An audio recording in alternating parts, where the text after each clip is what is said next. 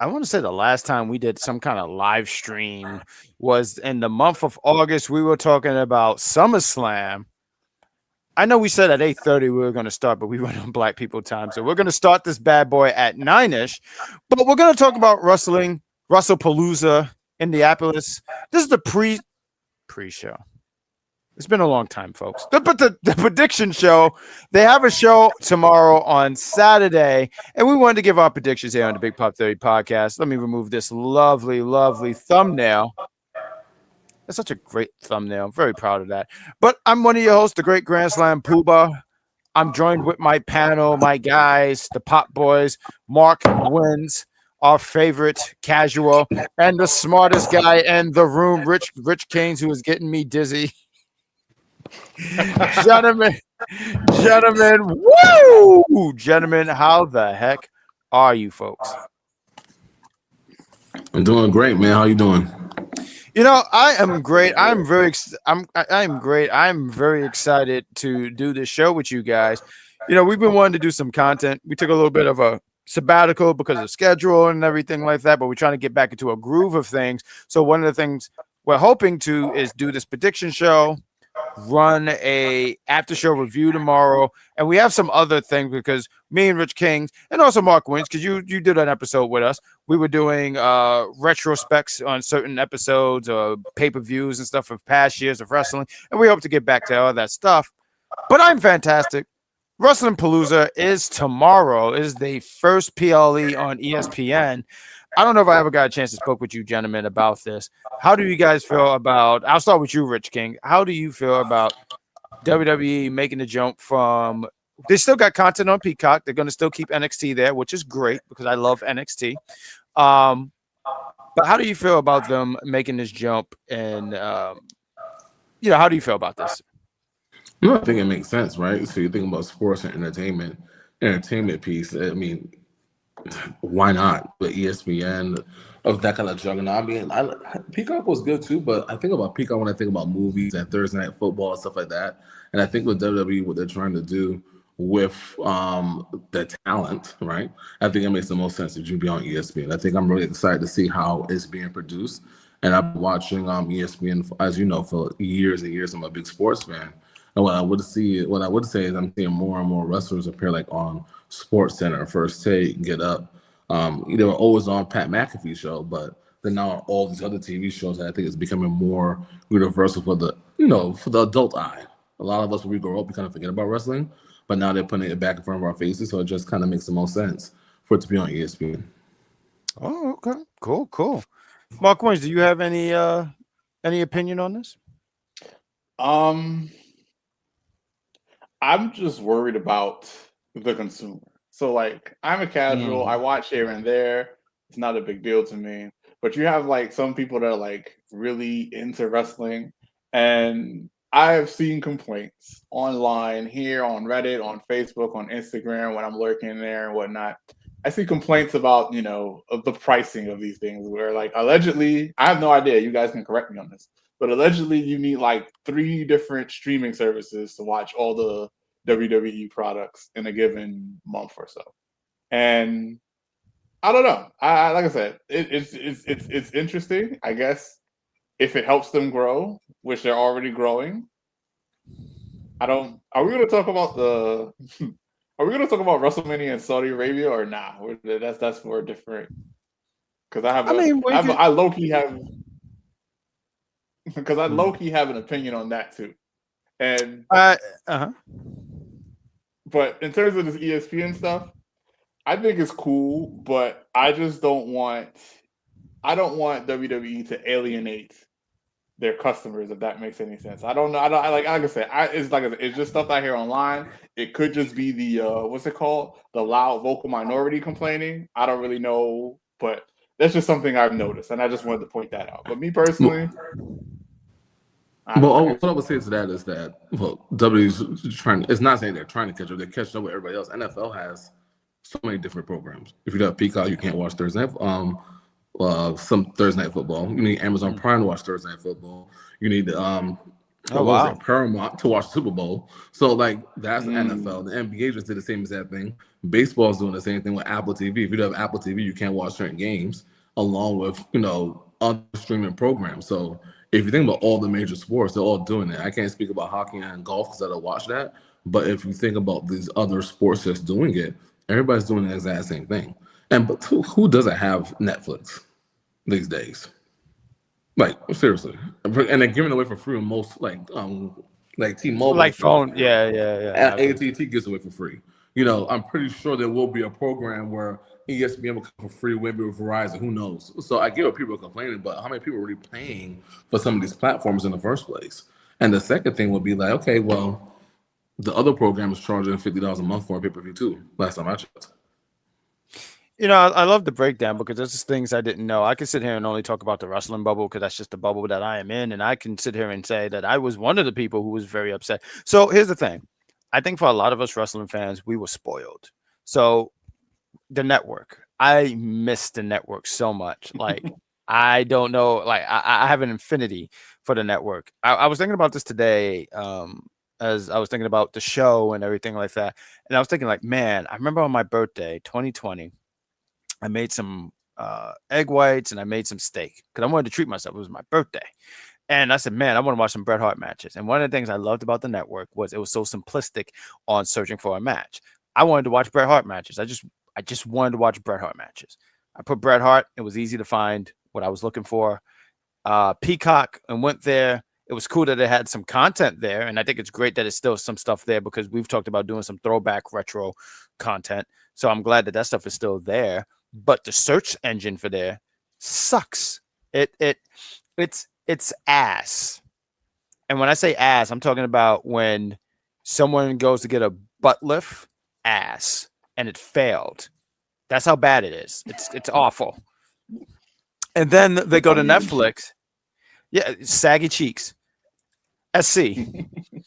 SCU. But and then we go on Netflix, and it's like I already have Netflix, so it's cool, but I just don't utilize my Netflix like that. I use it for just WWE Raw, even though they have a lot of great things on there. I just don't have time for that. I don't have the time. So I hear what you're saying. I love that you broke that down. You're saying like all these sports are doing it. I just think for a lot of people in the wrestling, but and like for myself too, and I think also too with these things that we're talking about. I know we're talking about this particular subject where we're talking about the ESPN merger with WWE, but also these ticket prices. It's like WWE has found a way. Like when you talk about alienating, I've made the comment where I said my kind is not welcome, and that's poor. I feel like everything that they have done, and good for them. I sit here and say this as a business, they are doing the right things. I think they're doing everything what you want to do with your company. You never want to get stagnated. You want to find a way to continue to grow and reach all this success. And I'm happy for the guys and gals, and they're making all this money. Matter of fact, you was talking about the Saudi Arabia show for WrestleMania on Thursday. They had on Tuesday. They had an NXT Homecoming episode. Shawn Michaels was there, and him and Triple H in the ring. He said, "Oh, and thanks for the millions or whatever it was that he was asking for." Anyway, he's saying, "Thanks for making sure my paycheck is fat." And I'm like, "Good for you." Meanwhile, I could barely buy bacon and cheese out here in New York, but good for you. Honestly, really, really good for you. So I just think it's good business wise, but I think as the consumer and also as a little content creator, it's kind of like frustrating. So that's all. But good. I sincerely say good for everybody involved where they're getting, everyone they're eating good. I don't think they're going to be starving anytime soon. You said you wanted to talk about the Saudi show. I usually like to save stuff like for the audio thing, but you had thoughts. I'm hoping it's not some controversial thing that's coming out your mouth. What did you want to say about it? Oh no, I have chosen to keep the politics out of it, but once again, it was just talking about the prices and like how like customers are feeling alienated. Like it's really interesting because like there's a lot of people that are like I said, strictly on the prices and like just on the concept of, oh, why is this thing in Saudi Arabia? Because like I heard that it was originally supposed to be in Nashville. I have no idea how true that was. But then some people are like, okay, if you want to have it abroad, why not have it in the UK? Because like, the UK has a fan base too, and it's like, how come they don't have a WrestleMania? Now, I don't think they had a WrestleMania. I don't know if they had a WrestleMania / pay-per-view / Oh, they PLE. have pay-per-views, Okay, cool. but no Mania. I'm sorry, just to correct you. Okay. So yeah, people are like, UK has a fan base. Why they don't do WrestleMania over there? But there was something else I wanted to mention. Oh, So one of the things, and I think this is slightly political, but not really controversial, is like what Saudi Arabia is doing. And then I've slowly but surely noticing it because it's starting. I think it's starting with like niche things, not to call wrestling niche, but they have their thing. They're doing their thing with wrestling. They're also doing their thing with fighting games because Evo, the biggest fighting game tournament in America, Saudi owns that now, and that's a really crazy thing to me because it's like, yeah. So it's just interesting to see like these little things being put together with what Saudi's trying to do. I think something about they're trying to move their money out of oil and diversify their investments or whatever. But like I said, I'll leave the politics out of it because I know people. I don't want to piss nobody off. Not this time. Maybe next time. Maybe on my own platform I'll do that. But I'll leave it alone for now. Yeah, no, my only takeaway, because I was asked about it. So with WWE, this year they went to Vegas. Next year they were supposed to go to New Orleans, but they're gonna go where the money is at. And Vegas, I guess, outbid. I'm assuming anyway, outbid New Orleans. And they said, guess what we're doing? We're going right back to Vegas. Matter of fact, Rich Kings, I need you to look at the chat because I think we have some different plans for Mania, but I'll talk to you off air a little bit because I remember Rich King said, all right, let's run it back. And I said, Rich Kings, how much was that ginger ale that you was gonna? Do you remember how much that ginger ale was? Yeah, it's $8. I didn't buy it. He didn't. He came right back to me. Rich King said, I'm not buying for you. And I had snot come down my nose. I had a sore throat. I said, why? It was $8. I said, what? So when he said go back to me, no. I'll tell you what cured me. It was the fireball. And I promise you that didn't cure me. I just strained my voice just to make sure I got what I wanted to get across. But and shout out to Jeffrey. You know, he's such a great dude. I spoke with him on Tuesday. He said, what's up, fellas? It's always great seeing you, Jeffrey. This is my guy. He sends me cat memes. He sends me a lot of good memes. He's a good guy. I always salute you, sir. He's a part of he's kind of part of the Jane train, but he's kind of fallen off. I feel like I'm the only one left, but that's okay. And we'll talk about that on Tuesday, Jeffrey Reimer.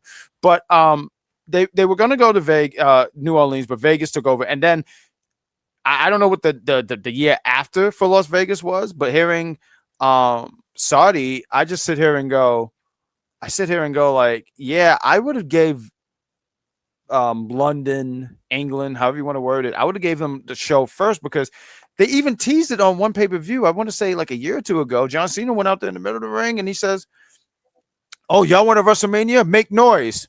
I guess they didn't make enough noise because WWE shows out and said, well, we'll give you something else, but we ain't giving you Mania.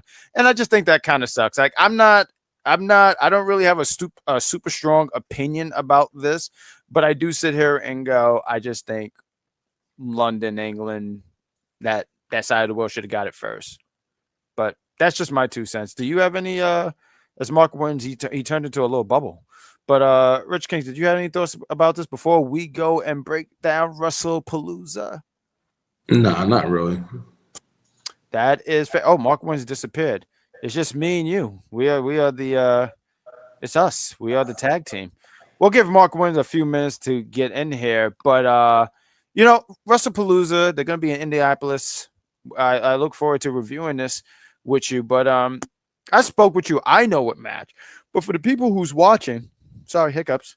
What match? Oh, Mr. Cat is asleep. I can't turn my camera, but he's asleep. He's so adorable. I put his little bow tie on. I should take a picture of it. But what match are you looking forward to, sir? Yeah, the CM Punk AJ Lee versus Seth and Becky. Like, I think that's gonna be the match of the night. I think there's gonna be so many different things to look for Wrestlepalooza. Obviously, it's the first ESPN PLE, so it's going to be something crazy, I would say. But I do think seeing AJ Lee return back to the ring, I'm very excited to see that. I think that's gonna be a good match. One match I think is gonna be a little bit underrated that I don't think a lot of people are talking about is going to be that the Usos match. I'm excited to see them. Wow, really? I thought you was going to go with. So, hey, let's bring him back in. He's back on. I'll wait for a minute because I don't see his camera. Is that? I don't think that's the. Is that Jeffrey? Do me if you're watching SmackDown, can you just keep me up to date with what's going on, because I'm wondering if the possibility if they're going to add another match to a match tonight, because I mean I was hearing a rumor of the possibility of there being a triple threat. I just heard Tiffany Stratton is clear, so I was hearing rumored about Tiffany Stratton, Jade Cargill, and Nia Jax in a match. So if you could just keep us up to date, Jeffrey, that would be wonderful. Appreciate you, bud. But I thought you were going to say the Iyo and Stephanie match, because I think that's going to be a really, really good match, honestly. But I do agree that I have an interest on what's AJ Lee going to look like after 10 years being in the ring. And I think that's for everybody. Like, man, what's AJ Lee going to look like? She looked great. She has abs. You know, like, there's people who wrestle and don't have abs. Like, you know. So Jeffrey says that next week on SmackDown, they made the announcement because they had a segment. Is that with Tiffany and Jade in them? But Mark, was there any match that you was looking forward to? I want to say, out of all the matches, I guess I got to go with Iyo Sky and Stephanie Vaquer, because I do like those two. Everything else, we'll get to it. Like I said, I have thoughts. I have thoughts in some of these matches, but Iyo Sky and Stephanie Vaquer is the match I'm probably looking most forward to. All right, so they're saying there's going to be a triple threat next week with the women. Real quick, I mean, I know we usually say thoughts and stuff, but I feel like it's time for Tiffany to drop that title. I hope that this is the point where they drop. No, it's time. I mean, her run has been like, so you know, original oatmeal flavor, like oatmeal original flavor. Yeah, it's that. Yeah. Like, you should never want to be original flavor oatmeal. That is like, no. I mean, I hear you, but she got some wins under her belt for some reason. I don't know why they gave him the wins, but she got some wins under her belt. Okay, and there's dust underneath my dresser. Who cares? Dust and wins are two very different things. And this seems similar to me when you're talking about Tiffany Stratton. I'm sorry. But I hear you. And if we got, that would have made it 6 matches if they were on the card. Triple H sometimes, when he's feeling really frisky, he will sometimes put 6 matches. Just so if he's feeling like he want to test the waters a little bit. And I agree with Jeffrey. Jeffrey says, I think Jane wins by pinning Nia Jax and keep Tiffany. But see, I see what they're doing, but I kind of don't like that. Like, you know, Tiffany Stratton, I think she can take the L and then she can turn heel. And I think that's something that she needs, because I hear what you're saying about wins, but the wins gotta matter, bro. Like, you say that, right? I've been watching wrestling for a long time. And Jinder Mahal beat a lot of people he had no business beating. And I promise you, and I say this with all the respect in the world, you know what? I got a better example. You said, well, she got a lot of wins, right? You said that, right? You said that, correct? Mm-hmm. Alberto Del Rio had a lot of wins. And I promise you, I mean, and I promise you, no one. It can't be. Same thing with the Miz. I'm sure the Miz got wins. The Miz, ain't he a Grand Slam champion? And I can't deal with it. I don't care. Like, there's nothing. And that's fair. That's how you feel. That's right. Exactly how you feel. And you know what? I'm not here to change your mind about that. All I'm saying is you can get these wins, but if they don't matter, like, there's people who have championships and like, but he's a champion. And I farted. in April. Who cares? And I'm talking about the month. Like, you get what I'm saying? Like, it's got to be meaningful. It's got to have some kind of, like, it's got to hold something. Is my point. You don't think Tiffany Stratton's wins hold anything? No, because Tiffany, what's her wins? Nia Jax, Charlotte, Nia Jax. I think she got a. Like, the majority of her run has been against Nia Jax. You sprinkled in Charlotte and Jade, and there might have been another name that I'm excluding. And Trish Stratus. Yeah, that's true. but the majority of it was Nia Jax. And that's where I sit here and say why her run wasn't good. Like, I'm making jokes, but that makes sense. That is repetitive, because then it's like, so all these women. That makes mad sense. All these women in this division, and the best we got, and the only thing we're gonna throw at her is Nia Jax. That makes mad sense. I am convinced. I see what you're talking about now. That's crazy. See, even Jeffrey, like I was making jokes, but all seriousness, it just they haven't been nothing. And like I feel like if you threw in some other opponents and did some other things, and it's got to be more. Like, it's cool when you're the champion, but I've always said, and this is something I genuinely feel. When you are the champion, it needs to feel important. It just can't be. I hate when the championship feel like a prop. I've never been a fan of that. I've always felt if I won this is a big damn deal. This is an achievement. I'm the best. I'm the best, and you have to prove that. And Jeffrey's pointing out, and I'm glad that you're mentioning this because I didn't really have no stats on this, but he's saying SmackDown. Oh, he said SmackDown needs more women. I thought he said it has more. It does. Yeah, they do. They do. And I think there's a lot of call-ups that you can have from NXT. You got Jordan Grace down there. You got. I think Saruka would be a great. You know who I'm gonna say. You know who I. No.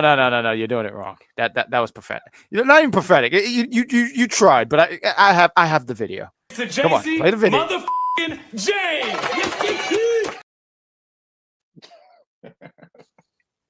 She is so great. You know, the day she gets called up from NXT, I'm leaving. I just want everyone to know I will no longer be a part of the NXT brand. I am gone. Wherever she goes, I'm there. That's hilarious. My man's gonna pull rank. Like, listen. Soon as she goes to, I think she would be good on Raw because I just feel like the Intercontinental title will look really good around her waist. You know, start off. But like, there's a lot of women. Am I going to leave Sabrina? I would never leave Sabrina, but I think everyone knows what time it is. If my fave leaves, so do I. If the door's open, I say leave it a little wide open so I can leave too. But let's get into this card. But there are a lot of women from NXT you could call up to actually fulfill both Raw and SmackDown. I always find a way to talk about Jay. But let's start off with the card with this. We're already 22 minutes in. Let's start off with the card here. Let's start off with this. I think this is going to be the opener. I'm not too sure, but we got the Usos go against Braun Mortgage. So who do I got going over in this match here? The Usos are reuniting. This is the first time since March or April, I want to say. Look, I think the Usos are just such an established team that them losing is not going to say and take away from them being inducted into the Hall of Fame. This is all a Hall of Fame quality team. But I would give it to Braun Mortgage. I think Braun Mortgage needs to get the dub here. And also to establish that this faction is really about whooping ass. Like, I just feel like they need it more. So, Braun Mortgage. Mark Wins, what do you got for this? So, like, you would think. you would think, all right, these guys, they're like the other two part of the other two guys part of the faction. You would think that at some point they're gonna get a victory, and I don't believe it. I just don't. I thought they was gonna win against what was that? Jay and Roman. They didn't. Granted, great match, but they didn't win that match. I feel like there was another match that they should have won, and they didn't. I don't believe they're going to win this match. I hope I'm wrong. I really hope I'm wrong. But my prediction is the Usos. I don't believe in them. Not yet. No, let me rephrase that. Sure. I don't believe they're going to win this match. I believe in them, especially Braun. I think Braun should be the future of the company. He should be a future. Yes. Yeah, he should be a future champion at some point. Mm-hmm. But no. I want them to win. I really do. This is one of those predictions where it's like, yo, I hope I'm wrong. But if I have to predict, like, I'm bet money, Usos. I'm putting the Usos. No, that's funny. I'm sorry. I didn't mean to laugh and interrupt you. Real quick, and I'll give you the floor here, Rich Kings. Jeffrey says, "Yeah, get away from George. Would never leave me. He's the Joker to my. I don't want to say Batman. Nightwing. Yeah, because I no." But he also threw out here. I just wanted because I wanted to make sure I highlight all this stuff. He says Nightwing. That makes mad sense. It do, don't it? Thank you. Okay. All right. Because Mark is the kind of guy, if I said something, he'd be like, nah. But like, okay, cool. That's good. That might be a cosplay in the future. But he also says John Cena and Brock is kicking it off officially. So, okay. I didn't know that. Thank you for letting us know that, Jeffrey. Rich Kings, please take the floor. Who you got against Usos and Braun Mortgage?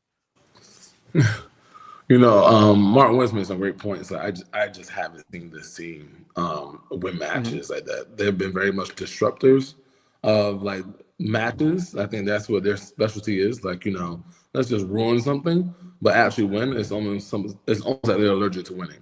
So I would say I was leaning the Usos like up until Monday night. I just have a feel like, this has been some kind of interference with LA Knight. I can see LA. If I look at someone like LA Knight, for example, he seems to be on Raw now. I think he needs like a personality change. I can see him attacking one of the Usos and turning heel and costing him the match, right? Or that's the only way I see the Bronzes win this match. It's LA Knight or some kind of interference costing the Usos this match. But if we're talking about no interruptions or just a straight up wrestling match, the Usos should win the match. I'm glad that you brought up the element of LA Knight because there was a lot of people wondering if Jay was going to be turning heel, which I don't see Jay turning heel. I feel like he's one of your top baby faces, and I just don't think the time would be right. And if any of the two, and LA Knight is a big deal too. LA Knight is a big deal. He's still relatively over, but one of the things with LA Knight is, whoa, buddy. Mr. Cat almost fell off the bed. But one of the things, like if LA Knight, one of the things about LA Knight, I'm sorry to get my thought back together. LA Knight loses a lot. And maybe it's time for him to turn heel. Maybe it would do wonders for him. So, all right. Jeffrey's coming in clutch. Thanks, bro. He says on SmackDown, WWE Champion Cody Rhodes and Drew, they're having a Wrestlepalooza contract signing. Wrestlepalooza contract signing is tonight. Shenanigans are going to happen, I want to say, because I can't see the thing because there's like a thing in the way. I'll just click this so I can read it. Shenanigans will happen. Yes, as Katrina would say, shenanigans. Yes. So, yeah, I just sit here and think LA Knight might play a part in this, but I just think between both teams, Braun, they need it more. I hear what you guys are saying. I think you guys are saying some really great things and some really smart things. But I just go with they need to win more. They just need it a little bit more. They do. They need it way more. Now that Jeffrey, I want to give a shout out to him for pointing out what's starting off the match. Starting off the card. Let's go with this. Let's go with this match next. So this was supposed to be the first match, but we'll put this as the second match of the night. We got John Cena and Brock Lesnar. This is their final encounter. These guys go back all the way in 2002. Oh, go back to OVW. Now, I didn't watch OVW, obviously, but I remember the stuff that they were doing in 2002. They faced each other, and John Cena still had the trunks and everything like that. 03, he made the transition to the hip-hop gimmick. I remember the match that they had at Backlash 2003, and Brock beat him. Matter of fact, there's a really, really funny clip going around, and you can tell this is 2003, but what John Cena said, to have a concussion, you need a brain. Chill, because Brock was getting near him too close. And they faced each other a few times. I think they faced each other a lot in 03. I forget all the matches, but I remember that Backlash 03 match. Brock leaves in 04. Brock Lesnar come back in 2012, and the first thing he does is beat up John Cena. He literally comes back just to be. It's almost like in his contract. I can just see Brock Lesnar sitting there, and they're like, "What do you want, Brock? I want John Cena's ass." Got it. And he just like because the first night he beats up John Cena. And they have that match at, was it Extreme Rules? I know it was 2012, but I forget if it was Extreme Rule. Anyway, John Cena wins because with the red sun, nothing can stop John Cena and the power of all 50 states. And he collected how many stars? How many stars were in Super Mario 64, Mark? To help me out here. 120. Yeah, he collected 121. So he's better than you. John Cena beat this man for no reason. Brock Lesnar harpered at that for years. That was 2012, 2014, SummerSlam. Matter of fact, I want to give a shout out to you, Mark Wins, because I remember all three of us, we were at a friend's house watching this event, and we were watching, and now I'm watching it. I'm just like, oh, Brock won. And I remember you said, nah, Brock dominated this dude. Now, you didn't say dominate, but you said destroyed this dude. Because I wanted to say dominate, but you pointed that out. You was like, and help me with the percentage here. I want to say it was Brock 90 and maybe John Cena 10, and maybe that's even too nice. Maybe 95. Because he hit him with like, was that not the birth of Suplex City? Like, he hit him with like 13, 14, maybe 15 suplexes. It was insane. Like, it was insane. No, it was ridiculous. No, it was so ridiculous. And I think there was like a triple threat in between. I mean, they've had some matches in between, but this is their final encounter. I just wanted to run through this like history. And Jeffrey is pointing out their feud. So now he says he thinks, we're not sure, completely sure here, but said they are 4-3. So who's the 4 and 3? Is Brock 4 and Cena 3? Because it has to be. I feel like Brock has definitely had Cena's number more times than Cena did. Matter of fact, I've always just felt like Cena won one time. So that's interesting. With that scoreboard right there. But this match here, I got now John Cena at the last few matches have been turning up to Super Cena stuff. I don't think that works for Brock. I think Brock Lesnar is going to sit here and say, I only want to fight you because I know this is going to be the last time I whoop your ass. I think Brock Lesnar gets the dub here. I think Brock Lesnar goes over. I don't think it looks like 2014 where it's 95-5 where Cena is 95 where Cena is just getting suplexed the entire match. I don't think Cena can do that without breaking into glass. I think that I got Brock. I'm sorry, I got Brock going over here. I got Brock taking the dub here in their final encounter. Rich Kings, what do you got? So help me out here. In this farewell tour, how many matches have John Cena actually lost? Give me a minute. I want to say. So, do we count the Royal Rumble? No, because he didn't. Okay, so it's really 2 because Cody in that tag match and Cody in SummerSlam. Right. So it seems like Cody's the only, and that's what I thought. He is the cure, right? He's the kryptonite. Yes. John Cena is like a disease. Only Cody's the cure. Even though Brock Lesnar, like, this is the farewell tour. Like, listen, come back so I can kick your ass and then go about your business. You retire next year. You have your own farewell tour next year. I won't be a part of it. I don't see John Cena dropping this against Brock Lesnar. This is his farewell tour, not Brock Lesnar's. And I need this. I need to win. You come back time to beat me up, and I need to get this for me. So I do think John Cena wins this match. Brock Lesnar goes on to something else after. But look, earlier today, Brock Lesnar fucked up. Brock Lesnar messed up. That's right. Cody, what's the guy's name? Corey Graves. Yeah. I just saw that. Yeah. What are we doing?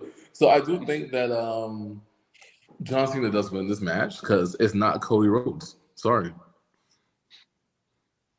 Well, I mean, Cody Rhodes. I mean, this guy. He was the. You know who Brock Lesnar's last opponent was before he was away for 2 years. Was it not Roman Reigns? No, it's Cody Rhodes. No, it was Cody Rhodes. Right. Cody Rhodes is the cure. Like, if you face Cody Rhodes, you're screwed. Yeah, but I was watching him this week on ESPN. He was on ESPN today? I've never seen anything like it before. So I was watching ESPN, obviously, earlier this week, right? And he gets on there. He says, listen, Drew McIntyre's going to give me his best shot. And guess what? I'm going to kick out. And I just stared at the screen. And that's just like, this guy is something else. Mark's laughing because that was literally Mark when we first met him.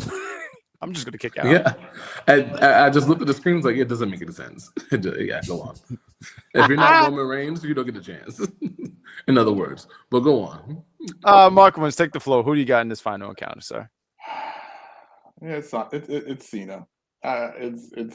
It's almost obvious that it's Cena. I would be highly surprised if they give it to Brock, but it's Cena. But I think you know what pisses me off about this match. Please.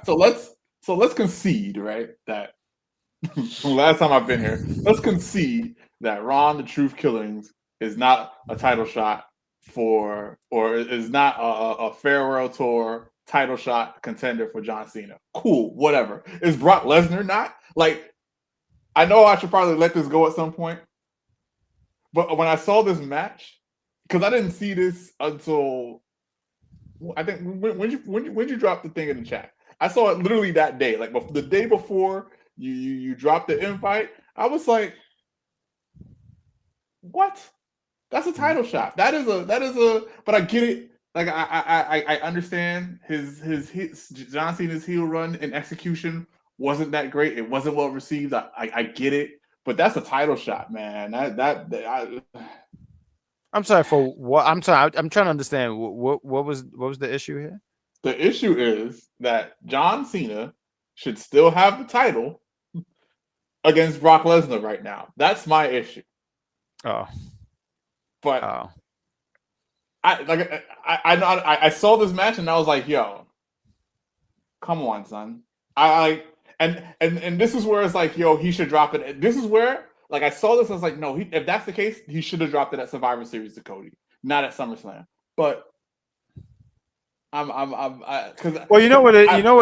You know what I think kind of like messed up this retirement tour is that he gave a certain amount of dates. Like right now, he has maybe I think 6 or 5 more dates, so he's not doing as much. So as I hear what you're saying. Like your alternate booking, I hear you, but with the amount of dates that he had, that was never going to be a thing. Matter of fact, one of the things that is kind of upsetting for me about this retirement tour is the possibility of some matches that we're not going to see that I would have loved to see. I mean, you take out Kevin Owens, he's out injured. I think there's still a chance of him and AJ Styles, but I'm like, man, they really missed a chance of him and Carmelo Hayes. I think that would have been great. And there was a bunch of other names I had. I just can't remember all of them, but I'm just saying, I just feel when they said he had 20 days and then he had 15 days and now he have 10 days and now he have 6 days.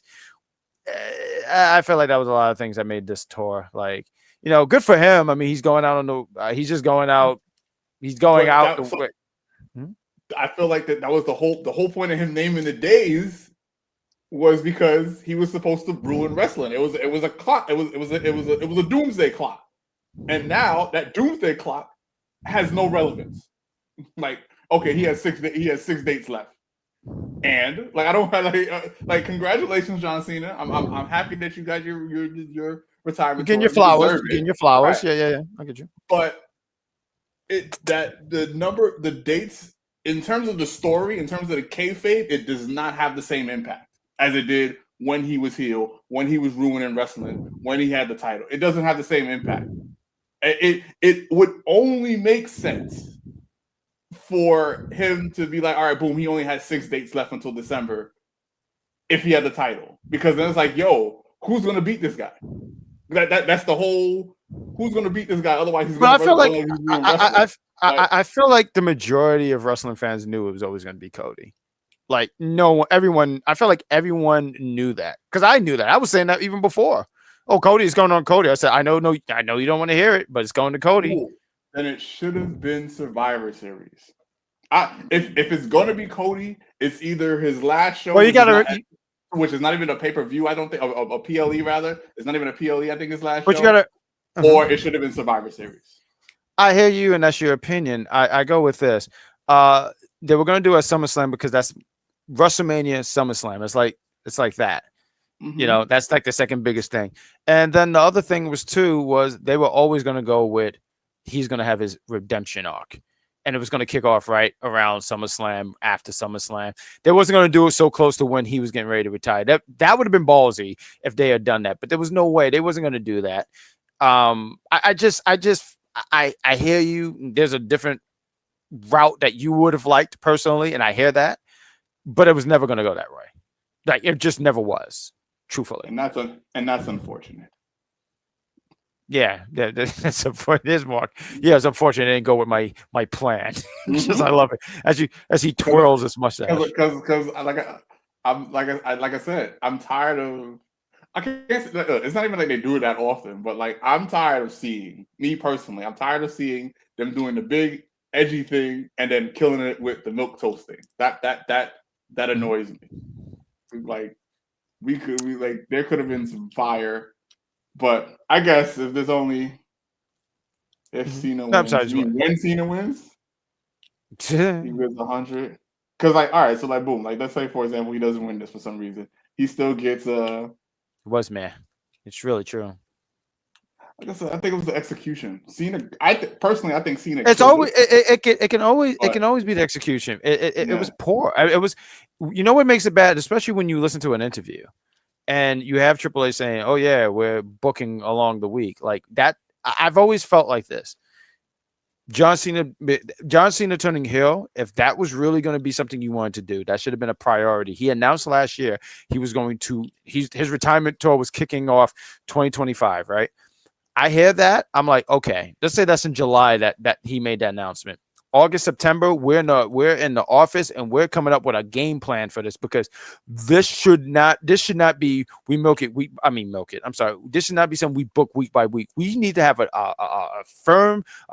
confirmed idea, and we also need to have backup plans in case we can't get, like Kevin Owens. I think him and Kevin Owens should have had a match. Unfortunately, we're not going to do it because KO is going to be out for the rest of the year. But if some situation like that, what about this person, that person, this and this? They didn't have a plan. They just did it for the shock factors. That's why I always get upset with, like, oh, stuff is predictable. Predictable is not bad if it's done correctly.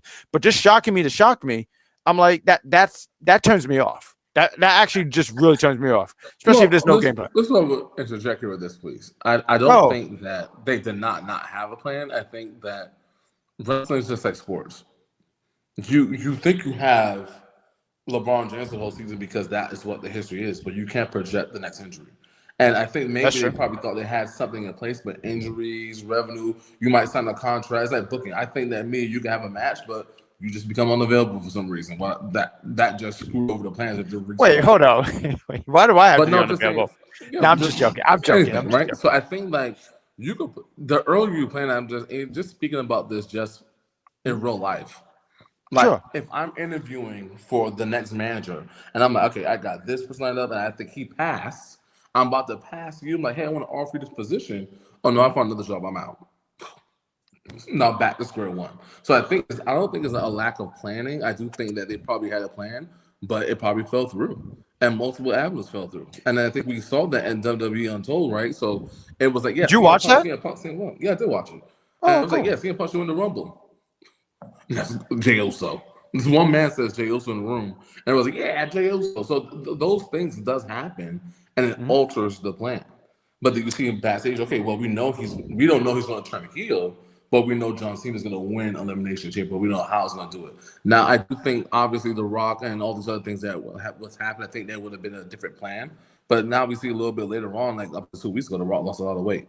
Is it health concerns? Is it this? Is that? Like, what's going on that he wasn't really fully available? That, there's certain things that happen. So I do think it's not that they did not have a plan. I think they had an amazing plan, and I think we saw the glimpse of that plan with the Rock coming out and doing all these things, right? It's just we fell through because the Rock's gigs or people were just unavailable. And I think also too, when you said that, just to add on, I think it's also John Cena's gigs. I mean, look, John Cena, he's pretty much got his foot in Hollywood. And he's not trying to get hurt like that. I mean, I made the joke earlier about, he's not getting all them suplexes to do. He's a lot older. But I also sit here and go, like, he has a foot in Hollywood. He can't get hurt because he's a big deal to their product. So I hear what you're saying. I still sit here and say there was no, because Triple H out of his own mouth was like, yeah, we're booking week by week. That don't sound like a plan, bro. That just sound like we did this, and now what do we do with it? And a lot of people were going with, this is going to be bigger than Hogan. And look, I get Hogan's name and the controversy with that, but I sit here and go, like, but at least here's the thing. It was never going to be bigger than Hogan. That wasn't even. No. I don't know why people thought that, but. Well, I have. No, it could have been bigger than Hogan. You think about this. It could have been bigger. No, time out. It could have been bigger. The reason why Hogan's name was so big, because look at the brain trust behind it. You have Vince Russo, the Eric Bischoff, those other people, right? They kind of have that same element with Paul Heyman and all these other people behind it. But if people are doing Hollywood stuff, like to your point, to the things I was saying, it just doesn't work. It doesn't work. You got even Cody Rhodes and Roman Reigns doing Hollywood stuff. They're filming movies. Who's available? Who's available? Tell me who. Right, these niggas are doing Street Fighter. Yeah, I mean, who's available? Who are you going to put up there? You got people in other companies. You got people that's probably Seth I can't Rollins. get out of bed. Drew McIntyre. Your top 2 available talents are filming movies. Your biggest 2 Hollywood stars are both filming movies. The other people you can film are either in another company or they have no interest in wrestling. What are you doing next? Like, who are you gonna get? Who are you gonna get? You book it every week. That's what they did. You know, I feel like this could be such a whole podcast for something, but we're gonna move on to the very next match. Because I feel like this could be quite the rail here, because I think it's gonna be interesting. But good stuff here. So you guys got Cena, and I'm the guy who got Brock. Okay, I feel like so far you guys have been on same page. You got Usos together. I got Braun Mortgage. You guys pick. You like that name, right? That name is hilarious. Oh, you like that, right? Braun Mortgage. Yeah. Yeah. I'm gonna try to get that over. I'm gonna keep saying that so much where people get annoyed with it. Braun. You know what it is? What was it called? JC and Mortgage or something like that. It's like some name I see sometime on commercial. It was like Braun Mortgage. I like that. But let's get into this match. I think this match is really going to be a really, really great match here. Iyo Sky against Stephanie Vaquer. They had a teaser match the night after Mania, night 2. I was on Raw. And I remember when I watched it, I remember it was like, yo, one day they're going to compete and we're going to be in for a treat. We're going to be very much into a treat. So to break this match down, so last month we were supposed to get. You like that too, Jeffrey, right? I see. Look, I think we got it. Braun Mortgage. Okay, all right. I think we got something here. Okay, there we go. You know, I tell people I'm this generation's Nas, but no one believes me. But what was I going to say? So last month it was supposed to be Stephanie Vaquer against Naomi, but Naomi got pulled because she is with child. She is pregnant. Congratulations to her. So she got pulled from the show, that Clash at Paris show. Iyo Sky was supposed to face her at the week before, I want to say, and that didn't happen either. So now with Naomi, she vacated the Women's World Championship. It leaves these 2 women to compete against each other. And this is interesting to me because I hear the Discord where people are going, Iyo Sky, Iyo Sky, Iyo Sky, and I can hear that and I can understand it. And then they also talk about the element of Rhea Ripley because they're going to have a show in Perth and she's going to want a title shot. They're going to put her on that show.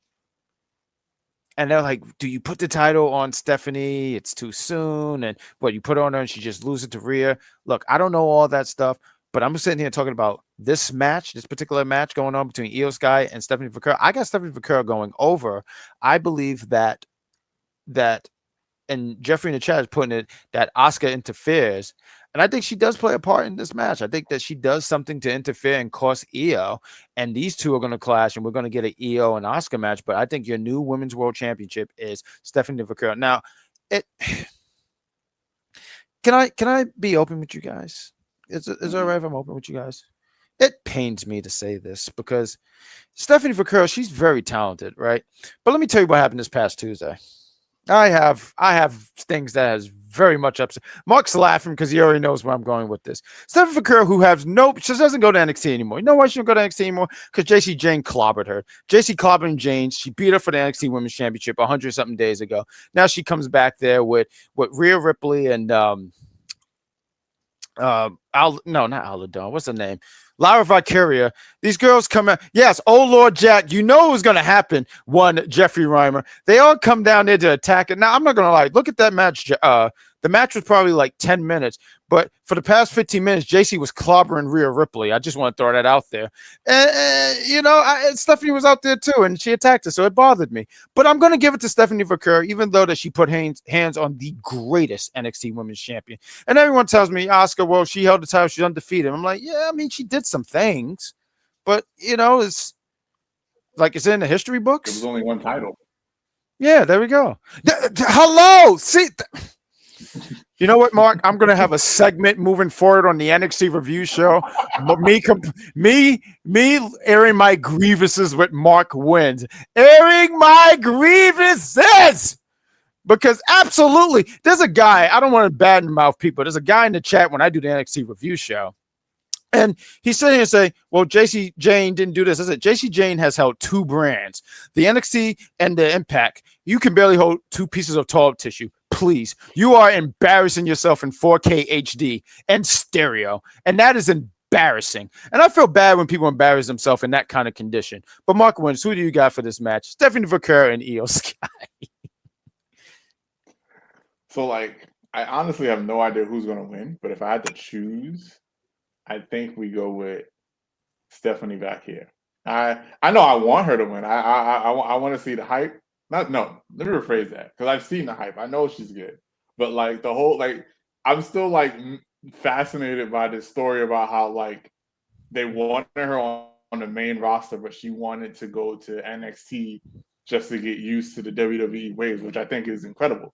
But yeah, I kind of want to see Stephanie Vaquer win because I want to see her win because, like, not that Iyo Sky doesn't have a respect for the business and for WWE, but like, I think it's time. I just think that Stephanie Vaquer put in the work, and I think it's time. And I hope it's a clean match. I see that Jeff had mentioned something about Asuka interfering in the match. I hope it's not. I hope there's no interference because I want to watch this match. I want to enjoy this match, and I know that me personally, I don't care who's in the match. I personally rather not have interference, knowing that interference is part of wrestling. I rather see mano y mano, even if it's not clean, even if somebody does some dirty stuff or whatever. I want to see the 1v1.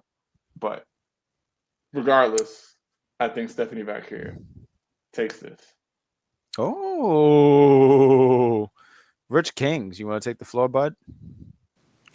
Yeah, I agree. I think Stephanie should win it. I think we see what Iyo Sky could do already, right? And I think we've seen enough of Iyo Sky versus Rhea Ripley for this year. So what I would like to see is something different, something fresh. We talk about, and we watch a lot of cooking shows, right? I want something fresh on my palate. I'm tired of tasting chicken. I want some seafood now. So I want to see something different. And I think Stephanie has just been like this. We know what she could do, right? Hmm? Got it. Well, let's see what she could do on Raw. Period. That's what I want to see with the belt, with people coming after her. That's what I want to see. And I think that the time is right. I mean, Iyo Sky will still have her little feud with Asuka or whoever she's having a feud with down there, but let Stephanie do what she needs to do with the title and keep it moving. And if I could sit and say, I just want something different. If I can throw it, I like Iyo. I really do. I feel like her last run was meh because they didn't give her any substance. But I like Iyo. Iyo, matter of fact, you know what I do a lot? She has what do they call this in games? Emote, right? Is that what they call it, Mark? Emotes, like emotes. Yeah. It's only better if I take this off because my hair, it makes it look cool. So that's a emote. Like, she'll do that a lot, and it just and it's over too because I seen one guy. He looked and he didn't have his hair wasn't as long as mine, but he does it. And Jeffrey's with that too. So because I feel like when I was saying Stephanie, I think a lot of people were just like, "Oh, is it too soon?" And I feel like there's been people who won championships way quicker than Stephanie. I just think let's do something different. Let's switch it up. But I also sit here and say, let's have a game plan for her, and let's, like Rhea's dope. I don't want to make it sound like that, but I'm just tired of her in the title picture. Like, to the point where, like, I got how some people felt about Charlotte, because I was one of them, where eventually I was like, yo, she is super talented, but why was she? I remember some people were like, yo, if she don't have a title, she can't breathe. And you never want to get like that, right? Like, that's how I personally feel. I would like for Rhea to do something else, like maybe keep out of the picture for, I don't know, God, like 3-4 months, and let some of the other women then eventually add her back in, because she's going to be in this picture. I just would like something different. I would like a switch up. I like your how you explain things. There's a better word for it, but that was the most simplistic way I could put it, Rich King. But I love how you broke that down and said, like, sometimes you're tired of chicken, let me have some fish, or let me have instead of greens, let me get rice. Like, I like a switch up. You know what I mean? So I guess we're on the. Sure, please. You have mentioned something about how if Charlotte doesn't have a title, she can't breathe. And you said that nobody should be like that. I'm wondering, is that an issue with the women's booking outside of the title pictures? I'm asking. I don't know, because when I'm thinking about it, I don't remember. And like, to be fair, I'm the casual, so I don't have the knowledge that you two got. But I can't remember like a big feud that didn't have a title involved in terms of the women. They have been. They There have are. some. I think it depends on the storytelling or the capability of the woman, right? So, And when you say that, no, go ahead, please finish. I'm sorry. and I think about this awful list because it got Becky Lynch up there. I think people like Becky Lynch. I do think someone like we meant to talk about Sasha. I do think someone like Bailey, right? They could have matches and not have to enter. It doesn't have to do with the title. I think Trish could come back. It doesn't have to be the title picture. Just to have like these little matches or whatever the case would be. The problem is there's just too many talented women now than there was ever before, and you're trying to find like where's the TV time, right? There's so many talented women out there right now currently injured that we're not even talking about because they're on the shelf. So what happens when Liv Morgan comes back? What happens when Starks comes back? Like what's going to happen then? You see people get released because there just isn't the TV time unless they create another TV show. Maybe it could be on ESPN. Who knows? But the thing is like, you know, when you have all this amazing talent, I hear what you're saying. If it's not a title picture, can they get on there? But there are storylines. There are backstage things where they do get appearances and things like that. And they do have these other little, obviously, non-TV matches that we don't see, right? So they do travel and wrestle Tuesday, Wednesdays, or whatever. But what I would say is that to answer your question, there's just so many women that could do the job than ever before. I wanted to say, when you asked that question, was that strictly in WWE or was that women? Oh, definitely, particularly in WWE, because I want to say so like, for example, I want to say off the top of my head I can think of like some knockouts. Impact. Yeah. I was thinking about one in my head. I thought about immediately when you said that was Gail Kim against Taryn Terrell, I want to say her name was, and I didn't even watch that match completely, but I remember they had a few matches, and it was some I say gruesome, but it was something different. It was definitely something. There was no championship, but I will sit here and say I can't think on top of my head on the main roster, and I say NXT because I'm just really a big fan of what the women down there are doing. And like, there was a feud. I remember you said you watched Stand and Deliver, and you was a big fan of Jada Parker. You were a big fan of Miss Parker, but she had a feud with Lola Vice, and that was no championship involved. And it was a feud. I'm not gonna say blood feud. I'm not gonna say it was the feud where if they were in the parking lot, someone got hit over the head with a pipe, but they had a series of matches and people got invested in it. So yeah, to answer your question, they do exist where they don't have to have a championship. I did want to answer Jeffrey's question here. If Naomi didn't get pregnant, would Stephanie have won? I personally thought she would have. I thought so. A lot of people immediately said no, but I did think that she was going to take that title off of Naomi, but I can't confirm that at all. That's my hunch. You have a thought? But like today, we could do it tomorrow. No. I'm saying no. What I meant was that's my fault. What I meant was you said okay, Stephanie would take the title off Naomi. Would that have happened today? Like, I don't see like the way Naomi was. I don't want to say she was red hot, but she was definitely getting over. Nah, you pretty much on the head. She was red hot. Like, maybe it's aggressive to say that, but let me just say this: when she announced she was pregnant, you know how she used to say "proceed with caution." Now that sounds cheesy. It sounds very, very cheesy. But when she said it, the crowd was with her. They were like, "Proceed with caution." I was like, that really got over. Yeah. So yeah. So that's what I'm saying. Like, yeah, she might have been the one to take the title off of her. But I don't think it would have happened tomorrow. I don't think that would have happened. Well, I don't know when, but it wouldn't have happened like this soon. But no, that's fair. That's fair. A lot of people, even when I said it, they were like, she wasn't going to lose the title. And I'm like, maybe you're right, but we'll never know. It was getting over quick. I agree, Jeffrey. It was getting over. It was impressive. And honestly, this heel run, 10 years ago, she turned heel, and it was not good. It just wasn't believable because she's such a sweetheart. Even now when I see her, she's such a sweetheart. Like, I don't want to boo this woman, but it was working.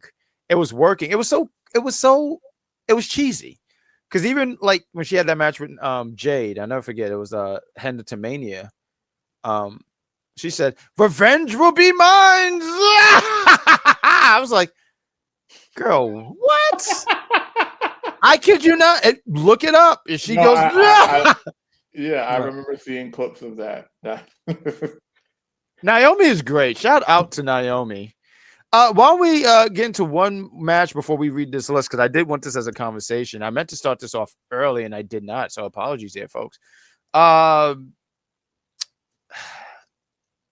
Okay, we did that. I'm sorry. I just want to make sure we're on here. Did that one. All right. So we get this mixed tag match. We got Becky and Seth Lynch going against CM Punk and AJ Lee.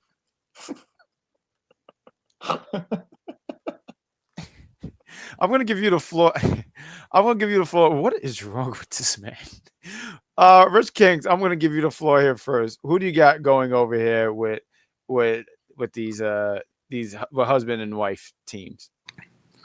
I got Punk and AJ Lee winning this match. I think when you have like this layoff, and I think over the last 2 years we've seen people come back to this company that we didn't think probably would come back, right? I think we've been asking for AJ Lee. Me and you talk about this offline, like, for CM Punk, AJ Lee, would they come back, would they not? These teases. And then to see it happen, it's almost like you can't come back to lose on your first match. It's almost embarrassing. Like who has come back to lose in the first match? When does it happen? I can't remember it happening. It's so long ago that I can't remember someone that was good, not trash. Right, someone that was good came back and then their first big moment in life. There's just, if that happens, I don't know. Like, I'll have to go back and say, who's writing this and why? And why? And how did you make it? Like, what are we doing? So it's the momentum. It's like the fan. If they lose at Wrestlepalooza, what the fans will be more shocked. Would it be more shocking if they lost that match, or if Undertaker lost the streak? We was all shocked. Like, I don't know what it would be. Like, and I know we were all in the same room when Undertaker lost the streak, and we're like, wait, that was a 3? And I think AJ Lee and CM Punk lose, we're gonna have to say, wait, was that a 3? Was the referee arm broken? Like, did he know? Why is the arm that broken? The script? Like, what was happening? So there should be no reason AJ Lee and CM Punk lose this match. And if they do lose, well, Jeffrey has the Mendez family win, so oh Jesus! Now we just get Jeffrey. How dare you, man? Come on, bro. 10 years of AJ Lee been going, her and Punk gonna win. Yeah, I mean, I feel like I don't want to speak for you, Mark. I mean, but I just feel like it's a given that they're gonna win. And the visual I got is AJ pinning Becky. So let me say one of the reasons why I'm kind of not a fan of that. Not because she pins Becky. Listen, Becky is well made, and we're gonna talk about Becky in a minute after we give our thoughts here. Well made. I think she's definitely a Hall of Famer, and I feel like she's putting on her body of work recently has been some really, really good stuff. I think about that triple threat opener and Evolution with her, Bailey, and Lyra, and that she did this smooth roll up. It was so good. We reviewed it. I forget if I reviewed it with you, Rich King, or Mark Wins. I know it was reviewed. I don't remember. It just wasn't that long ago. But she's been really doing a great job. But one of the things I don't like about it is if AJ pins her, then she's next in line for a championship. And I don't think she needs to be going for no championship. Not right now, anyway. I feel like with Becky, and I remember saying this on a recording of Pop, and I'm like, I feel like when Becky does eventually drop that championship, it should go to maybe a call up from NXT to kind of give him trying to give him a shot anyway, because you can win the championship, but it got to be meaningful, right? But I feel like I'm coming, son. Jeez. He don't like doors closed. Okay, MVP. I wish they had that entrance thing, like that little football thing. I would do that, and then just pyro comes out and thunder. It would just be great. It'd just be a bunch of stuff. Or maybe I wish the 2K things had, like, when you accomplish something in Super Mario Brothers 3 and they had the fireworks, they go boop boop boop boop, and there'd be a mushroom or a star or whatever was in the sky. And I let people. Super Mario Brothers 3 is the best 2D Mario game. Throwing that out there. But anyway, I just want to sit here and say, I just think whoever goes for that championship and she drops it should go to someone being called up. I just don't think AJ Lee needs to be going for the championship. And I just feel like if she does it, in which I see that happening, she would be next in line. So anyway, Mark wins. I'm from my mouth. Go ahead. Just to kind of argue what you're saying right here. So I love arguments. Yeah, but I do think if AJ Lee beats Becky for the title, let's say that happens in Survivor Series, right? Wouldn't it mean? I think we already seen people come and beat Becky right for a belt. Wouldn't it mean more for someone that's probably to beat AJ Lee coming back? And I think when she left the company, she was the champion. She left on top. Why not come back and go for a belt? No, I'm saying not as she would leave, retire as the champion. No, but she was in the championship picture, was she not? I mean, a little bit, yeah. I mean, she was fighting Nikki Bella, but So she should come back to that. Just because you leave, I don't think you should get back in the line. I don't think so. Personally. I just think, look, I hear you, and I think you're saying some good things here. I just don't think AJ Lee needs to be the one. That's all, and not because I don't think she's talented or anything like that. I'm just looking at like AJ Lee. She signed a multi-year contract, and I don't know how long that's going to be. And she's full time, and that's cool, and that's great. But I'm thinking like when you want to put that championship on the girls who are going to be, I don't know how long she's going to be here. I'm not trying to make any, I don't know, right? But when you want to put it on the girls who's going to be here for the next few years or something like that, that's my thought process. So do we use the same logic for the men? Mm-hmm. Who's the current United States champion? It's a shame you have to think about it. See, that's part of the problem. It is. Who's the current Intercontinental champion? The current that's Dom Mysterio. I know that, but the U.S. I don't know why Dom that's. Mysterio U.S. Sami Zayn. So Sami Zayn and Dom Mysterio. You didn't give me a chance. I already knew. You always think. No, you think you can always top. No. You always try to top me. You don't know more. You didn't. You only gave me. I said and you didn't give me a chance. I knew it. See, I was listening. No, let me ask you, who's the NXT Women's Champion? Oh, it's JC Jane. Oh, the difference, right? So that's why. Well, she's the best. So Sami Zayn has no business holding that belt. I think. I agree. No, I agree. I agree on that. Even Martin Winslow both agree. I agree. Someone like Carmelo Hayes should hold the belt. And I'm hoping that's what they do. Jeffrey, just real quick, did they have that match yet? Because I know they were supposed to have a match. So if you can let us know about. But I do concur with you. It should be Carmelo Hayes. I 100% agree with you. And I think Dom Mysterio has done a serviceable job in that belt. Well, he's a double. He's a double champion. Yeah, right? He's a Triple H champion. Good for him. And that's where he needs to roll that, be the kingdom, be the Triple H over there. He's done a serviceable job holding the Intercontinental Championship. But we have not seen him go on against anybody from the NXT realm. We've seen him go against people that has been seasoned. We don't see him go against people that just recently called up. So why should we do that for the women and we're doing that for the men? No, are we having this? No, I was sitting there saying, I thought you were trying to stare off with me. I was like, you can't beat me. Yeah, I hear what you're saying, but I do agree with you saying that. Like, we got Julia as the champion, but we got Becky Lynch. Like, why? I don't mind. But I think Becky has done a really great job. So let me clarify what I'm saying. I don't mind when older people, I say older people, that sounds so terrible, but like an established star and they have this championship, that don't bother me. But I'm also like, I feel like there should be a balance here. I feel like, okay, Becky, if she drops the title, it should go to someone young, the young person. And if AJ, and I don't even think AJ is even interested in the championship, but maybe you can make it a storyline where she just want to take everything away from her. If they go that route, I don't hate it. I just wouldn't do that personally. Do I think they should do that for the men? Absolutely. I just think there should be a balance. I'm hoping that I'm explaining that and verbalizing that properly, but like there should be a balance with that. That's all I'm saying. Now Sammy, and I hear what you're saying. Like I said, Becky, she's doing a great job. So she does a great job enough so when the next person beat her, there's so much momentum with that championship that it's up to that next person to keep that momentum going. Sami Zayn, I hated that he won I hated it. It's such a strong word. I disliked when he won it, but the end game, and I see I said Sammy, I'm sorry. Jeffrey, he put in the chat that they had the match and it was great. And it sounds like Sammy won, but the end goal should be that Melo gets that championship. As it should be. Yeah. It should be. But it's taking a little bit too long. It is. No, I agree. I'm sorry. Mark, did you want to put some thoughts into this match?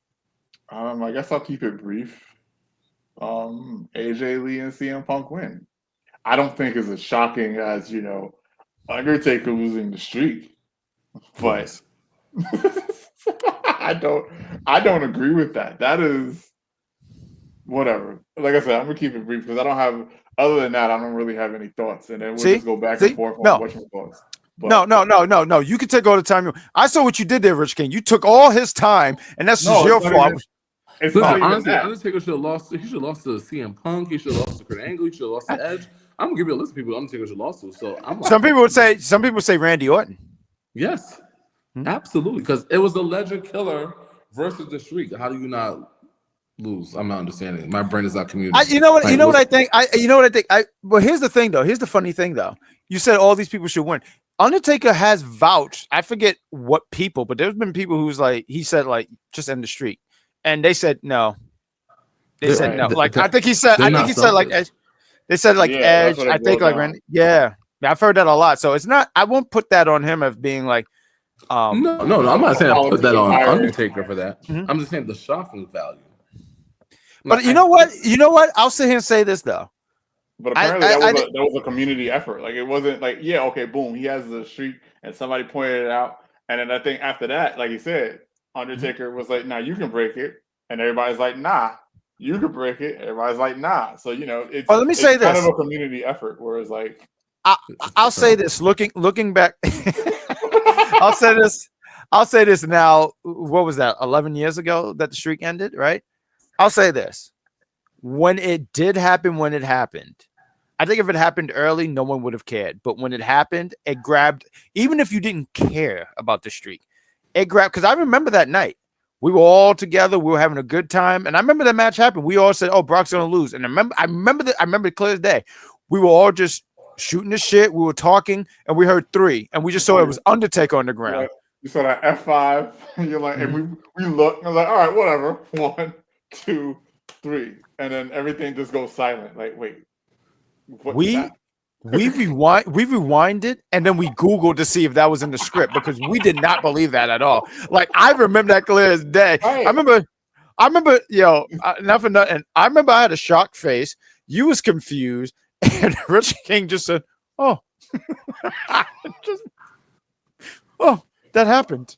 I think I would prefer 3 people to beat them over the one. And that's fine.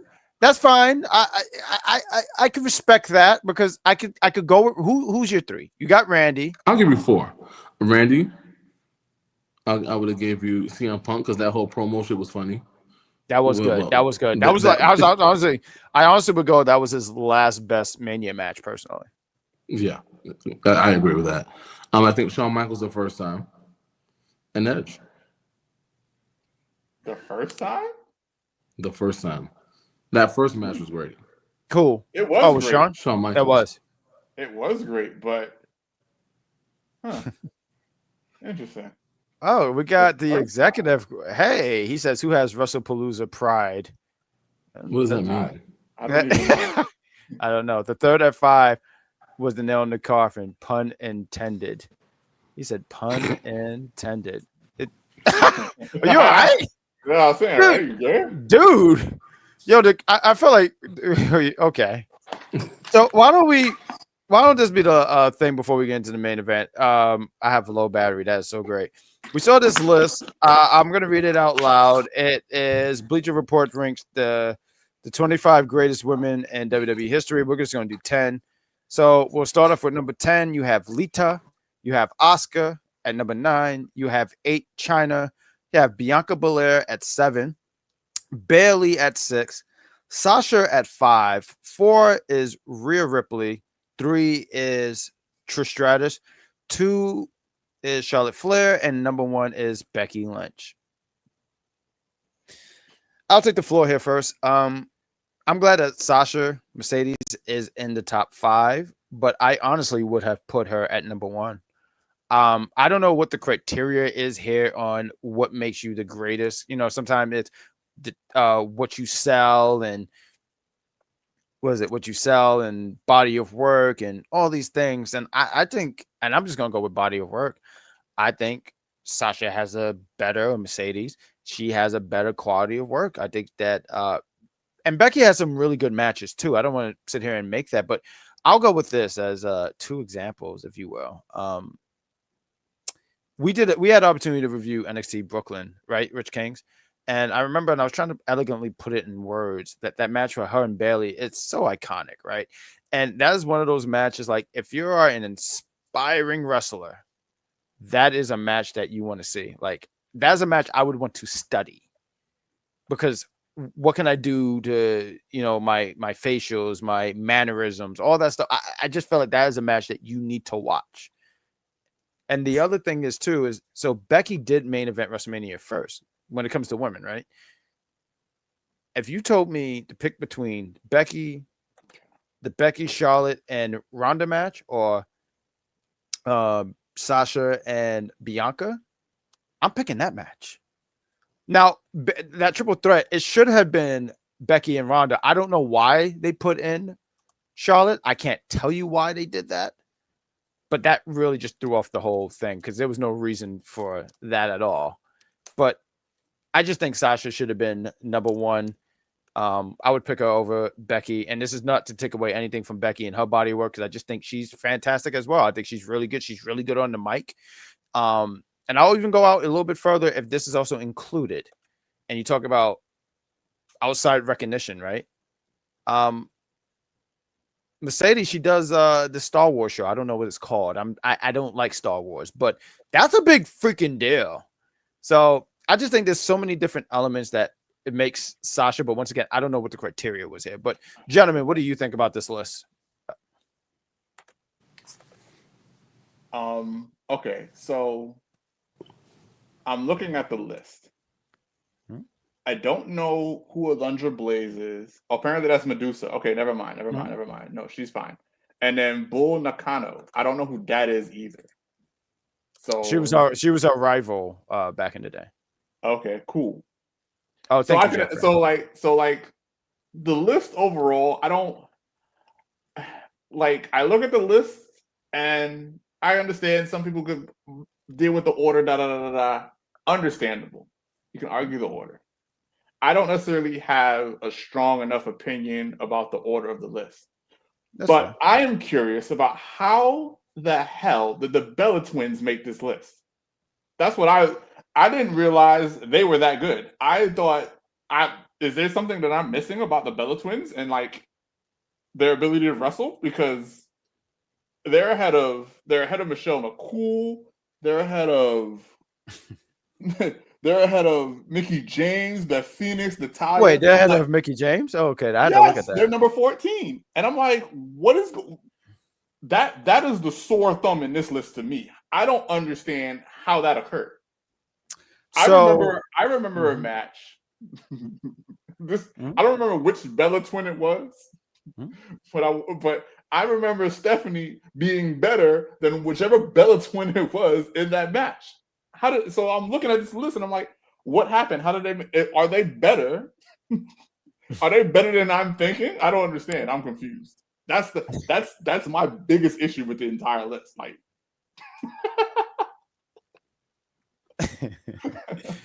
my friends are pretty hilarious, aren't they? I don't know. So once again, I don't know what the criteria is. I always feel like when you have criteria, it kind of gives you a better understanding, right? So the only thing I got the Bella Twins didn't do anything for me in the ring at all. Just personally, didn't do anything for me in the ring. But I can sit here and say outside is really where they, like the Total Divas, Total Bellas. I don't know if they have clothing lines and stuff like that. But that's the only thing I can comment on before anyone starts yelling at me like, that don't matter. I'm just trying to give an answer here. That's all. I can't say the quality of. I don't have a. Like, I feel like I could sit here and say for some of these women, like, oh, this match, that match. And some of them I had to think about. I don't really have, and we got who faced Stephanie.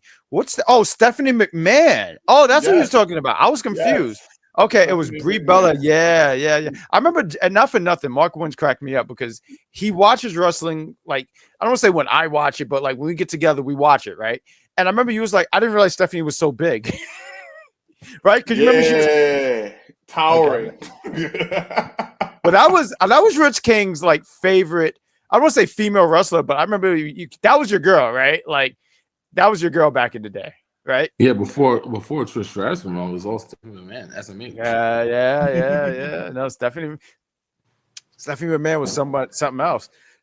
Stephanie McMahon was something else. But yeah, that's what it was. And Jeffrey says he prefers Nikki Bella over. A lot of people do. Nikki Bella was the one who held the Divas Championship for the longest period of time. But I can't tell you. But Rich King, please take the full. You gave me the cough. The cough coming to us room near you, right? Yep. Yeah. But shit. The list is terrible. The list actually made me I had to go away for a few moments off camera. But the list is a little bit dreadful. Like I agree with number 2. Charlotte is number 2 for me.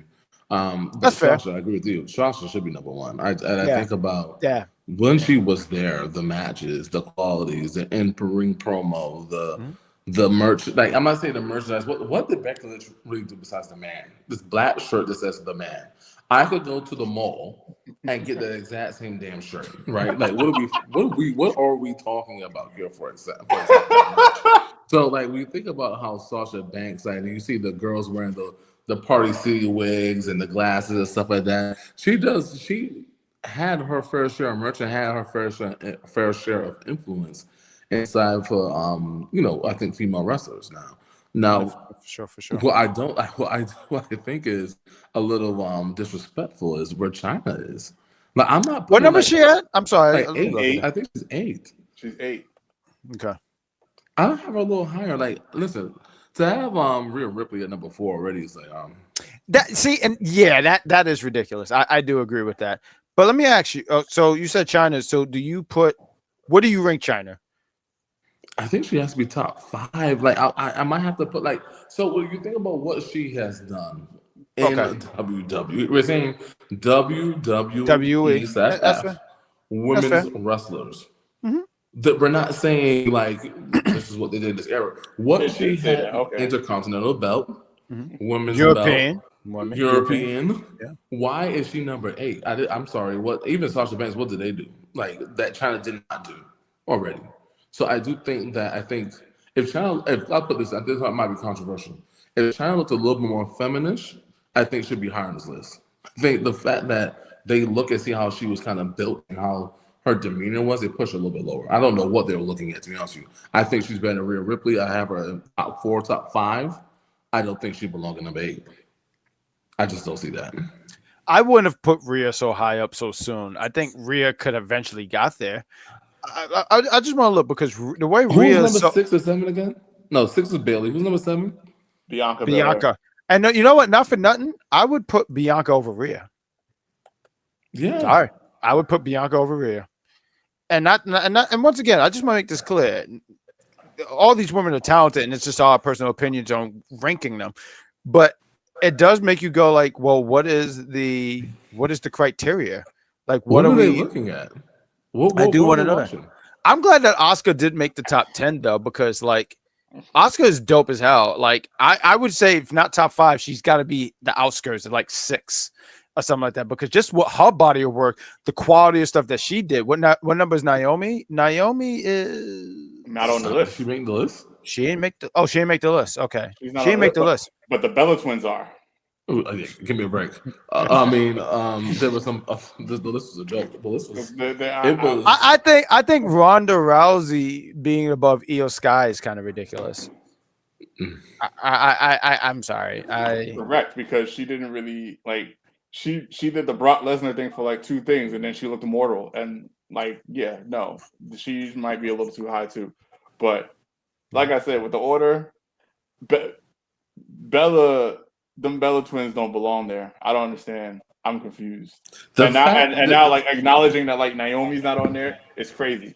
And I'm like sitting down. Now it makes me want to look at the list and like, wow, we have snubs.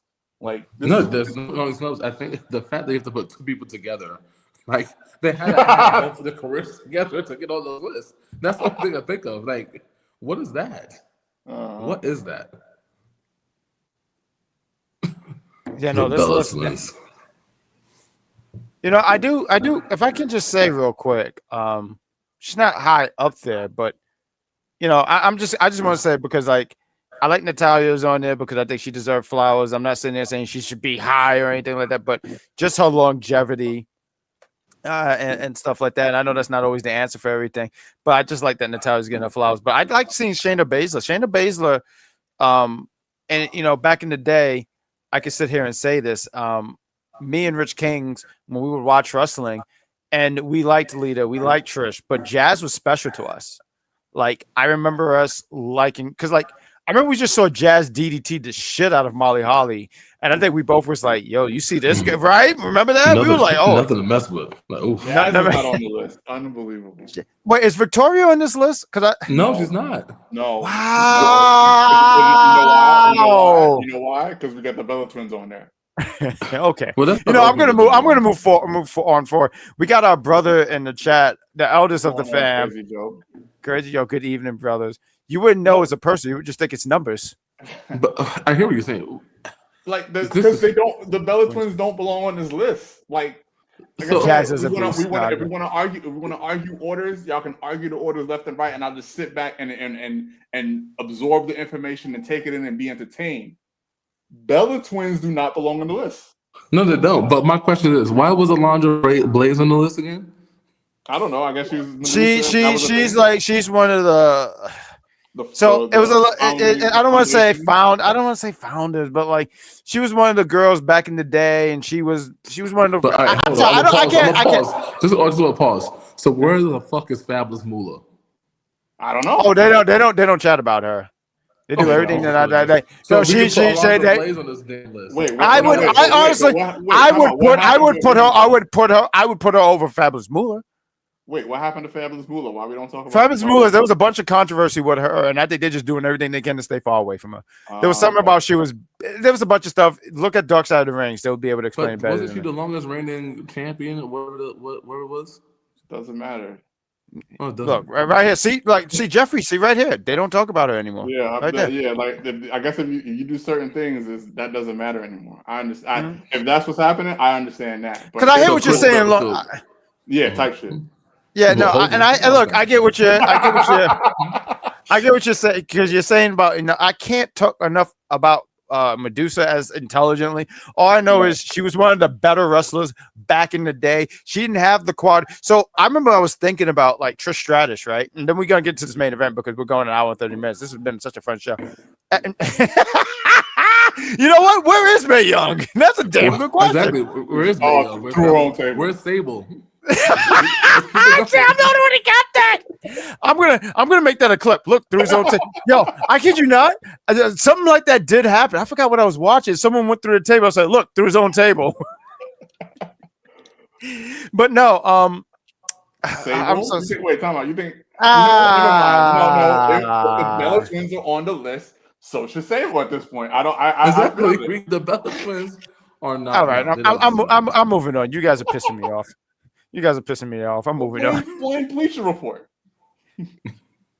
We have the main event. We have Mark's favorite child, Cody Rhodes, the WWE.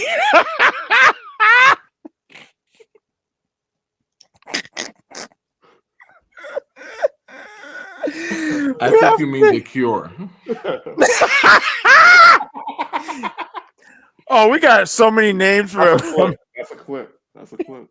Oh, this is probably going to be in my my photo dump because that is hilarious.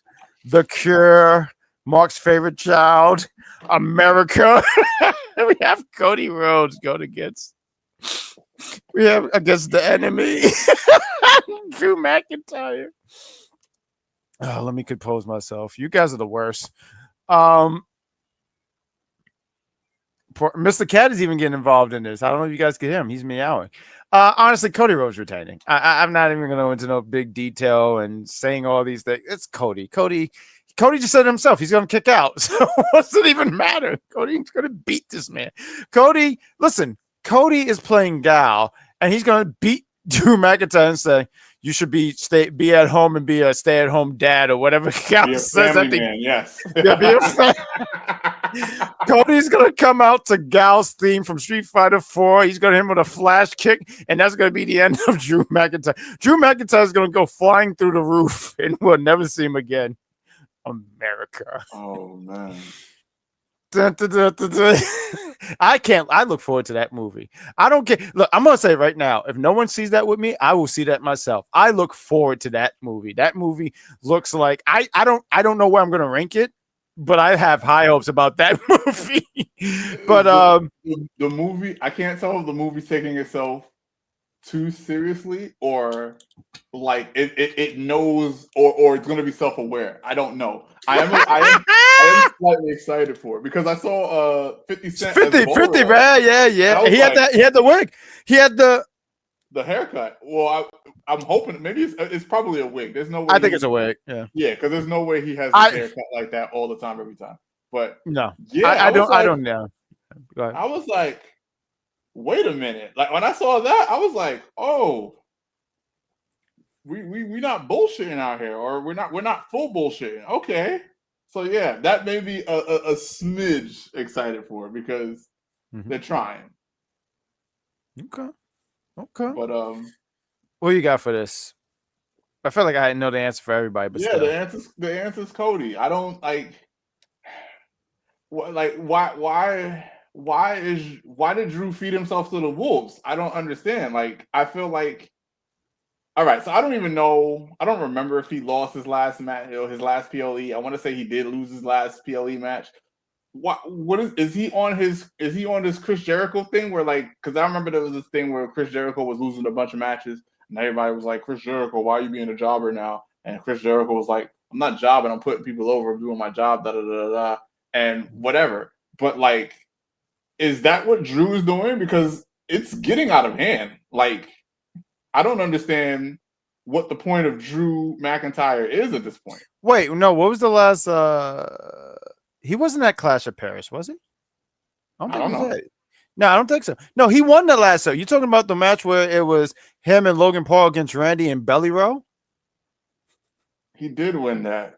Yeah, they pinned Belly Row. He did win that. And okay. So like he won that. And then I don't know, man. And he just beat Randy Orton. And look, they're building him. Drew McIntyre is in such a good place, right? I hear what you're saying about when he is and he's not, because like I hear what you're saying, like he's in a good place, but like in terms of like these storylines, where do you fit Drew McIntyre in to get him back to like, you know, what was that 2020 Drew McIntyre when he was the champion? Like, is there room for that? I don't even know. It's kind of hard because like, is there room? I don't know, man, because like, so I'm looking at SmackDown, right? And there's potentially a chance.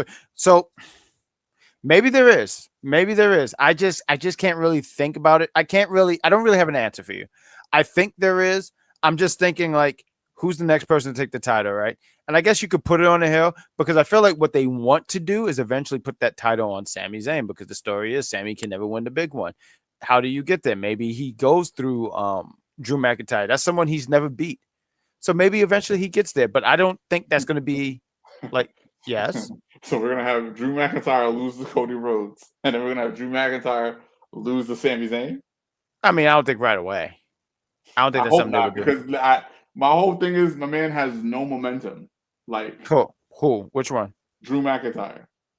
I feel like if I'm wrong, let me know. But I feel like I'm not gonna say you're wrong. I just sit here and think that he's in a position where when he loses, it's not to the point of like, man, this guy sucks, and this guy's like it kind of reminds me of AJ Styles. AJ Styles, you know, I remember a time when he was just beating dudes, right? But he loses a bit much for me. But I also sit here and go out there, I'm like, but no one's gonna say this man's washed. Like no one's gonna say that with their full chest. That I understand, but I feel like, you know, maybe it's the fact that he won during COVID. I don't know. Because like, I think he was always going to win though, no matter what. It was unfortunate at the time thing. But go ahead. I'm sorry. Like I'm okay with AJ like, doing his thing where he's putting people over or whatever. I'm okay with that because I've watched AJ have a storied career. Drew McIntyre, I remember he had the music that would change the mood of the room when it played, and then he got released. I know he had his own run in TNA / Impact, whatever they was named at the time. And then, he came back and he won it in 2020, but nobody was there to see it. And I wonder if that has an impact on how I'm perceiving him, because I feel like Drew McIntyre should be a bigger deal than he is. But he is, though. Right, that's what I'm saying, right, because he's always in the main event picture. But I feel like, I think at some point, I feel like he should have a championship around his belt. He should have a belt around his waist, because he's not. He got it. He got your reference, I would say. He got that reference. Good job. I love that song. Don't get it twisted. I love that song, but it changes the mood in the room. I don't care where you are, what you're doing. The room, the mood can already be sad, and then that song plays. It makes it sad deluxe. Could I just I'm sorry, I didn't mean to interrupt, but I just wanted to read this real quick. It's funny because of things you see. I made sure to save this because I was on IG as you was talking. I was just scrolling mindlessly, but I always love reading a Bret Hart quote, and I just wanted to read this. Everyone's laughing, but I just wanted to read this real quick. Bret Hart is my favorite wrestler, and nothing's ever going to change my mind about that. Bret Hart says Goldberg refused to share the money he earned from WWE shows in Saudi Arabia. When I hear about Bill Goldberg going to Saudi Arabia, making $3 million for a 10-minute match, you think he would have called me up and said, "Here, I'm going to send you something." He never once called me after it happened. I don't think he ever understood, or I don't know that he even does now or even cares. That he cost me 16 million in like 2 seconds, and that ended my career. I will forever love Bret the Hitman Hart. I just wanted to read that so much. Bret Hart is my favorite. He even said recently that he don't think Triple H has ever had a great match, which is not true, but I stand with the Hitman. Rich Kings, I'm going to give you the floor, but I'm sorry. We do this podcast to talk, but we also link up because we don't see each other all the time, so bear with us, folks. But I was telling Mark Wins how recently Bret Hart one time said Triple H is not even in the top 1,000 greatest wrestlers, which is tremendous. And I sat here boldly told him, because he said, I don't think I can name 1,000. I said, I think me and Rich Kings can do it. I don't know if we can, but I think we can try one day. Now speaking out loud, I think we could try. But I will forever love the Hitman. Never change. Rich Kings, you want to take the floor? No, I just totally agree. Like, Cody Rhodes is winning this match. He's just winning the match. I hear what Mark is saying. Mm-hmm. Just not this time. No, I told you what's going to happen. It's just not this time. I agree. I should have had that as a clip, actually. I'm going to try to upload that for tomorrow's review. But that was the prediction show. We went longer than I thought we would be, but it was such a fun show, and it's easy to try to condense it, but what can I tell you? Like, it's going to go a little long. We want to thank you for listening and want to hear your predictions as well. Wrestlepalooza is tomorrow at 7 p.m. Mark Wins, we're going to link up. It's going to be a good time. We always link up for these things. We kind of have our own little wrestling party. And we're going to have Pizza Hut. Pizza Hut is the best pizza. I mean, that's not authentic Italian pizza. Yes. The best who? What kind of pizza? The best chain pizza. That word. Yeah, because like I can go to Queens and go to Margaritas and have a banging slice. And I'm pretty sure the other boroughs have their margaritas as well. I just don't know what they are. Sometimes we order margaritas over here, and it's really, really good. And they give you chicken fingers. I always laugh because I say chickens don't have fingers. And everyone looks at me very like like you're wrong or something. Like they don't have fingers. See, I'm telling you right now, Jeffrey, put this down in the books. We're gonna have me airing my grievances with Mark Wins. We gotta film some segments together. Me laying on a couch and I'm like, and then JC won the championship and everyone booed her because they don't like success, and then it ends. But anyway, That's the thing. But anyway, this is the Big Pop Theory podcast. We're going to be back here tomorrow again. We're going to be reviewing the whole Wrestlepalooza. It might be just the three of us doing it. Might have Jean Baptiste. He would have loved to have been here. But things happen. But with all that said, Mark wins. You kind of doing some content creating. I believe that there are. There we go. He put it. There we go. I might have to pin this. Look at that. Airing my grievances with Jack. There we go. See, Jeffrey's a part of the Jack Pack community. I asked him to do something, he does it. There was another great guy. His name was H-Man. I would tell him open the door so we could throw people out, and we only had like 2 people in there. That's what we do. My community is growing slowly, just like The Sims. Except people don't die out of starvation, because I had The Sims and like people would die. I'm like, I just didn't play for 2 weeks. But anyway, Mark wins. You're trying to do some content creating. It's getting a little cool, and you're going to get into some video game stuff. So why don't you tell people where they can find you?